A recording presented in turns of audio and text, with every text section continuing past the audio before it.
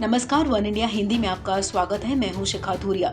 चीन अपनी हरकतों से बाज नहीं आ रहा है। दुनिया भर में कोरोना संक्रमण फैलाने का आरोप झेल रहे चीन की नजर अब भारतीय वैक्सीन पर है।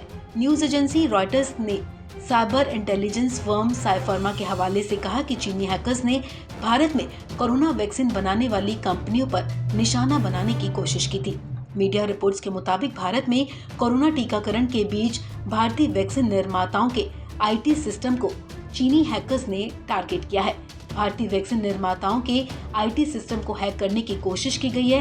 हैकिंग की ये कोशिश चीन समर्थित हैकर्स के एक ग्रुप ने की थी। रिपोर्ट के मुताबिक चीन समर्थित हैकर्स के ग्रुप ने सीरम इंस्टीट्यूट ऑफ इंडिया और भारत बायोटेक के टीके के फॉर्मूले को चुराने की कोशिश की है। गौरतलब है कि इन दोनों कंपनियों की वैक्सीन कोविशील्ड और कोवैक्सीन ही भारत में लोगों को दी जा रही है। गोल्डमैन सैक्स से जुड़ी कंपनी साइफर्मा के मुताबिक चीनी हैकिंग ग्रुप APT10, जिसे स्टोन पांडा के नाम से भी जाना जाता है, इसने वैक्सीन कंपनियों के आईटी इंफ्रास्ट्रक्चर में सेंध लगाई थी।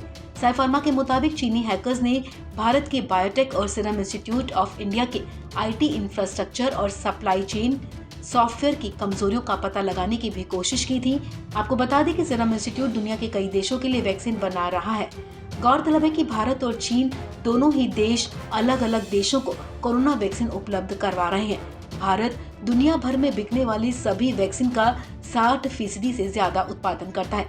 इसी बात से चीन चिढ़ गया और वो भारत की कोरोना वैक्सीन सप्लाई चेन को बाधित करना चाहता था। इसलिए हैकर्स ने भारतीय वैक्सीन निर्माताओं के आईटी सिस्टम को टारगेट किया। साइफर्मा के CEO रितेश का कहना है कि इसका मुख्य उद्देश्य बौद्धिक संपदा में घुसपैठ और भारतीय दवा कंपनियों पर बढ़त हासिल करना है। उन्होंने कहा कि APT10 serum institute of India को प्रभावी तौर पर अपना लक्ष्य बना रहा है। दरअसल सीरम कंपनी कई देशों के लिए एस्ट्राजेनेका वैक्सीन का उत्पादन कर रही है और जल्द ही ये बड़े पैमाने पर नोवावैक्स का भी उत्पादन करेगी। हैकरों को सीरम कंपनी के कई कमजोर सर्वर भी मिले हैं जो बेहद ही चिंताजनक हैं। वहीं इस मसले पर चीन के दूतावास की तरफ से बयान सामने आया है, जिसमें कहा गया है कि चीन साइबर सुरक्षा के रक्षक के तौर पर किसी भी तरह के साइबर अटैक का दृढ़ता से विरोध करता है।